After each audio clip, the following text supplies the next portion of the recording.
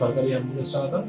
সেখান থেকে 12 ঘন্টা ডিউটি ফাঁকে বাড়িতে এসে পড়াশোনা, কোচিংয়ে গিয়ে পড়াশোনা। আর দিনে 12 ঘন্টা অ্যাম্বুলেন্স চালাতেন। কাজ শেষ করে বাড়ি ফিরে বিশ্রাম নয়, চলতো পড়াশোনা।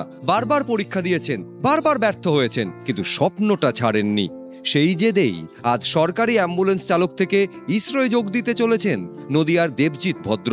স্বপ্ন ছিল ঠিকই, সেটা তোমার হচ্ছিল ওই চন্দ্রযান ছাড়ার পরের থেকে মনে একটা চিন্তা এসেছিল যে এমন একটা জায়গা যেখানে ভারতের বিশাল সুনাম হচ্ছে, সারা পৃথিবী ভারতকে দেখছে। সেই তারপরের থেকে আমি আস্তে আস্তে এটার বিষয়ে পড়াশোনা শুরু করি।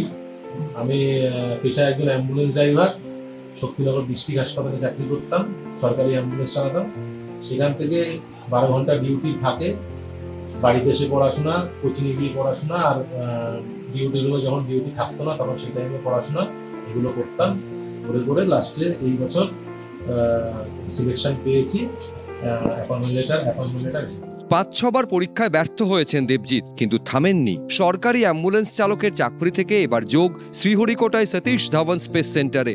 এই সাফল্যের পেছনে রয়েছে পরিবারেরও বড় ভূমিকা। অভাবের সংসারেও ছেলে যাতে স্বপ্ন দেখতে পারে সেই সাহস জুগিয়েছিলেন মা চায়না ভদ্র। খুবই দুষ্টু ছিল, খুব বদমাইশ ছিল, কিন্তু পড়াশোনার দিকে ছোটবেলা থেকে কোনোদিনও খারাপ রেজাল্ট করেনি। কথা শুনতো কিন্তু একটু বদমাইশ ছিল। বড় হয়ে তো মানে ও যখন মাধ্যমিক, এমনি আমার একটু আর্থিক অবস্থাও ছিল, কিন্তু ও সেই সব দেখে শুনে ও পড়াশোনায় ভালোই উঁচু ক্লাসে ভালো, মানে ওর ইচ্ছাই ছিল যে আমি চাকরি করি।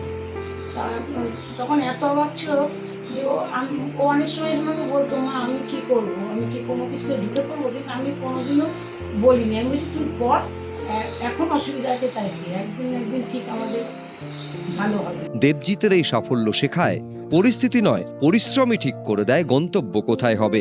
অ্যাম্বুলেন্সের স্টিয়ারিং থেকে শ্রীহরিকোটার মহাকাশ গবেষণা কেন্দ্র। দেবজিৎ ভদ্র প্রমাণ করলেন সেটাই। ABP live. এবিপি আনন্দ, এগিয়ে থাকে, এগিয়ে রাখে।